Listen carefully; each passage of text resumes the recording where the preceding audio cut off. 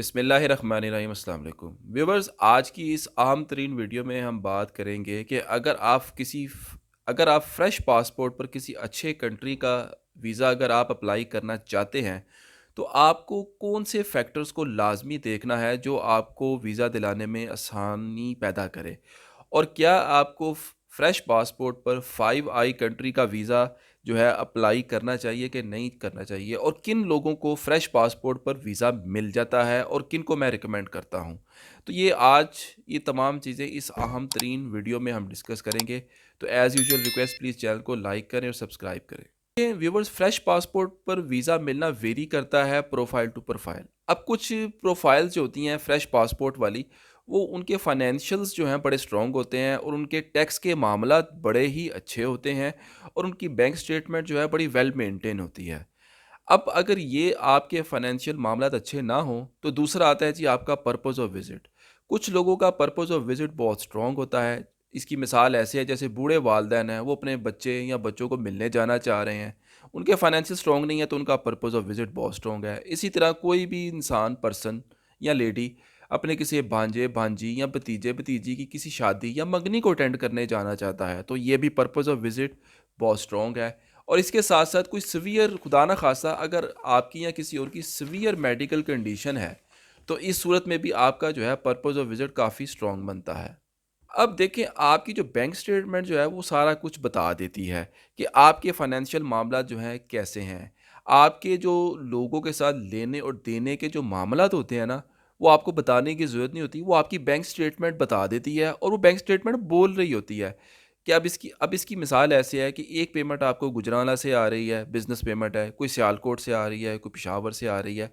तो इसका मतलब ये है कि आपका जो कारोबार जो है पूरे मुल्क में, अगर पूरे मुल्क में नहीं तो कम से कम 1 या 2 प्रोविंसेस में फैला हुआ है और आप वसी लेवल पर जो है कारोबार कर रहे हैं, तो ऐसी सूरत में फ्रेश पासपोर्ट पर जी आपको वीज़ा जो है मिल सकता है। अब इसी कॉन्टेक्स्ट में दूसरी चीज़ आती है आपके बैंक स्टेटमेंट में आपके बैलेंस की एवरेज मेंटेनेंस। अब ये एवरेज मेंटेनेंस क्या होती है? यानी कि आपके बैंक अकाउंट की जो है स्टेबिलिटी। अब इसकी मिसाल मैं ऐसे देता हूँ कि अगर आपका जो ओपनिंग बैलेंस है 30 लाख से स्टार्ट हो रहा है, तो इस महीने के एंड पर आपका जो बैलेंस जो है वो 50 लाख चला गया, मिसाल दे रहा हूँ। और उससे अगले महीने 45 लाख पर चला गया और फिर उससे अगले महीने यानी कि तीसरे महीने 35 लाख पर आ गया।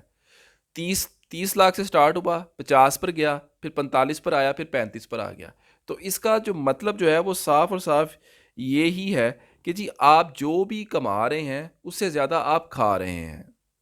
तो बैंक स्टेटमेंट में आपने वीज़ा ऑफिसर को हरगिज़ ये इम्प्रेशन बिल्कुल नहीं देना कि जितना आप कमा रहे हैं उससे ज़्यादा आपके अखराजात हो रहे हैं और उससे ज़्यादा आप खा रहे हैं। अब 1 महीने का क्लोजिंग बैलेंस अगर आपका 40 लाख आया है, तो अगले महीने 44 लाख आना चाहिए। फिर उससे अगले महीने 50 लाख कर लें, फिर उससे अगले महीने 53 लाख कर लें।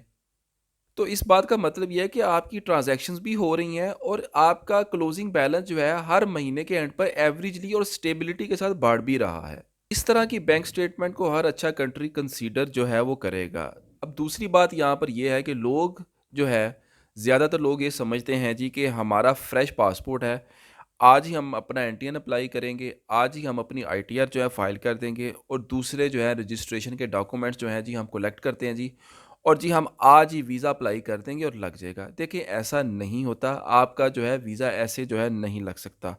और ये आपने हरगिज़ नहीं करना कि आपने 2, 3 या 6 माह पुराना अगर आपका एनटीएन है और आपकी बैंक स्टेटमेंट जो है वो कई सालों से या कुछ अरसे से प्रॉपर चल रही है, तो ऐसी बैंक स्टेटमेंट जो है आपके किसी भी काम की नहीं है। मैं आपको दोबारा बता दूं, अगर आपका एनटीएन 2, 4 या 6 महीने पुराना है और आपकी बैंक स्टेटमेंट काफ़ी अरसे से चल रही है, तो ऐसी बैंक स्टेटमेंट आपके बिल्कुल काम जो है वो नहीं आएगी। अगर आपने देखें बैंक स्टेटमेंट को अगर चलाया हुआ है तो किसी बिज़नेस के तहत ही रन किया हुआ है ना, कोई आप बिज़नेस कर ही रहे हैं ना, तो इसका मतलब साफ और साफ ये है, वाज़िया है कि जितना पुराना आपका बिज़नेस होगा, जितना पुराना आपका बिज़नेस का सेटअप होगा और आपका ये साबित करना कि जी आपकी प्रोफ़ाइल पुरानी है, तो इतने ही ज़्यादा आपके चांसेस होंगे वीज़ा अप्रूव होने के। आपकी तरफ से हरगिज़ ये इंप्रेशन नहीं जाना चाहिए कि आपका एनटीएन फ्रेश है, आपका पासपोर्ट फ्रेश है, आप की बैंक स्टेटमेंट चल रही है, तो ऐसे आपको शायद वीज़ा ना मिले। और आपका सोर्स ऑफ इनकम पुराना होना बहुत ज़रूरी है। मैं समझता हूँ ज़ाती तौर पर कि आपका सोर्स ऑफ इनकम कम से कम 4 से 5 या 6 साल पुराना होना, रजिस्टर्ड होना बहुत ज़रूरी है। अगली चीज़ आती है जी आपकी सोशल टाइज़। देखिए माज़रत के साथ ऑन द पेपर जो अनमैरिड पर्सन होता है उसके सोशल टाइज़ जो हैं वो इतने स्ट्रॉन्ग नहीं होते मैरिड पर्सन की निस्बत।